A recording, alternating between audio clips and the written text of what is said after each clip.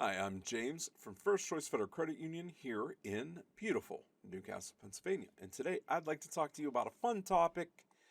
Nope, we're going to talk about scams. Okay, so I'm going to give you some information so that you can avoid being the victim of a scam via email or text or phone calls or DMs.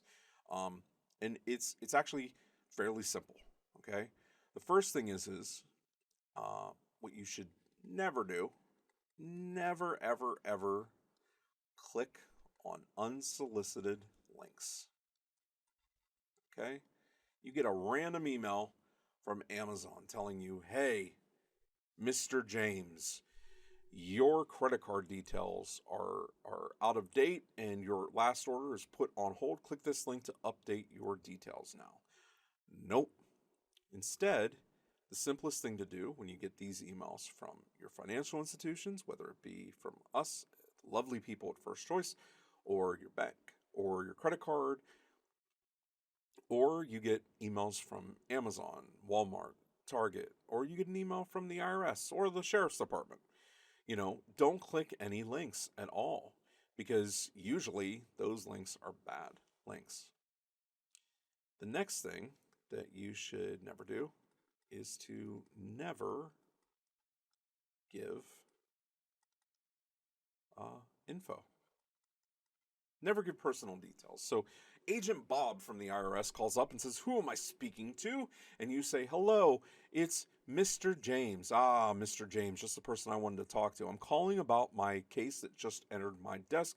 Unfortunately, from last year, you owe $3,281 to the IRS, and it has to be payable by the end of the day. Are you able to pay it? And you say, oh no. So now you're in fear mode, right? They used their authority, they validated it because of information that you gave them, and now they put you into fear.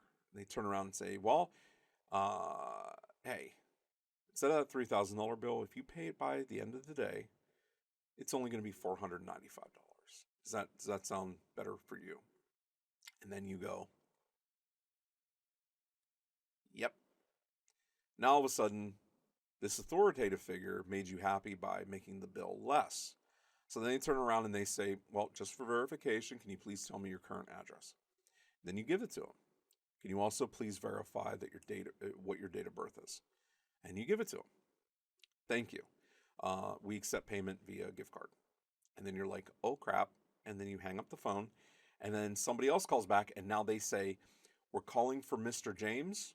Here's your current address. We're also going to verify indeed that your date of birth is this. And you say yes. And now you just, more or less because of that last call, you gave them all this personal information. Now they can verify themselves as an authority when they didn't have that information before. So never give information. In fact, when people start asking for information, you need to ask why. Ask them for the information, right? And by the way, that's just basic information. You'll get other scams where people will actually call from a financial institution and ask you for your social security number, your full social security number to verify that you are who you are. So never give information. One final thing, never download attachments. So like files, documents. Okay. Never ever do that. You open up an email and it says, this is from the IRS. This is the bill that you owe. Here's a copy of the invoice for the payment. Please make payment by the end of next month. You click on the file. It's a .docx file. You click on it, and what you didn't realize was it was actually a piece of malware that gets infected into your system, and now your system's down or your phone's down, and there's no way to recover it unless you pay a ransom, right? So never download anything.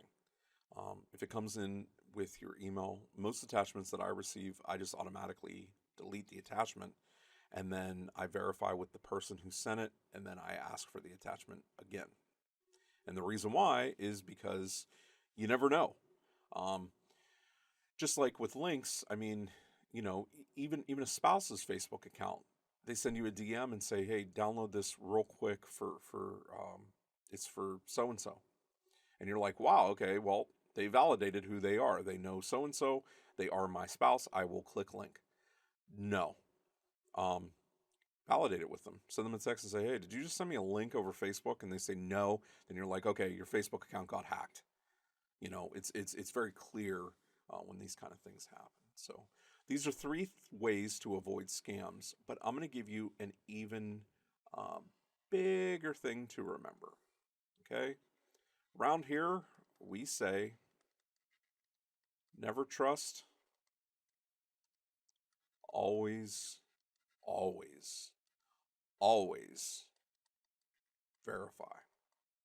Agent Bob calls from the IRS, ask him for his extension. Say, I will call you back immediately. Hang up the phone, go to irs.gov, log in, see if you have a bill. If you do, give the agent a call back, use the extension, and it might be the agent. But 9 times out of 10, actually 999,000 times out of a million, it will not be an actual agent of the IRS. If your banking institution calls and starts asking you for information, tells you that your bank account is owed upon, that you need to make payment immediately, hang up the phone, then give that financial institution a call back. If they say that they're first choice, give us a call to find out if they are indeed working with us and if it is true that you owe. The best way of avoiding scams is fairly simple. Remove the emotion from it, remove the fear from it, remove the idea of the authority figure that this scammer is posing as, and instead never trust, always verify who they are to stay safe. If you have any questions or comments about scams and about our little motto of never trust, always verify, you can leave them in the comments section below. Until then, have a safe and secure and a very happy day.